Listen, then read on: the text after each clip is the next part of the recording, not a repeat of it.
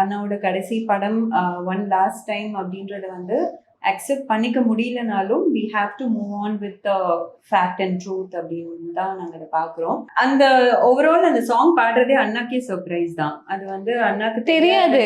Okay, ஆமா அப்படிதான் நான் நினைக்கிறேன்.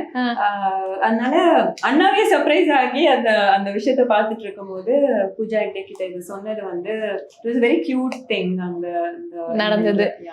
அண்ட் அட் தி எண்ட் அவர் சொல்றாரு எஸ் கஷ்டமா தான் இருக்கு and this is my last movie ஐ நோன்னு சொல்லிட்டு ஒரு இமோஷன் இருக்குல்ல மேம்.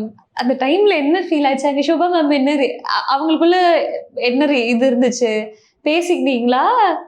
இல்ல அந்த நேரத்துல வந்து அண்ணா ஃப்ரண்ட்ல வந்த உடனே இங்க கிரவுட் கொஞ்சம் நாங்க இருந்த இடத்துல எல்லாம் கொஞ்சம் வந்துட்டாங்க. ஸோ அத்தைய கொஞ்சம் கார்ட் பண்ணிட்டாங்க. ஸோ அத்தை கிட்ட எங்களால பெருசா அந்த டைம்ல பேச முடியல. All I know was every family member was quite emotional.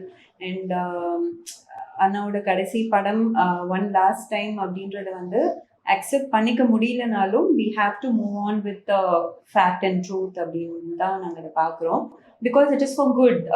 அவர் பண்ண போகிற எல்லாமே வந்து மக்களுக்காக அப்படின்னு நினைக்கும் போது நாங்கள் ப்ரௌடாக தான் ஃபீல் பண்ணுறோம். தேர் இஸ் நத்திங் லைக் அவர் சினிமாவை விட்டுட்டு வேற ஏதோ ப்ரொஃபஷனுக்கு போகிறாருன்னு கிடையாது இல்லையா.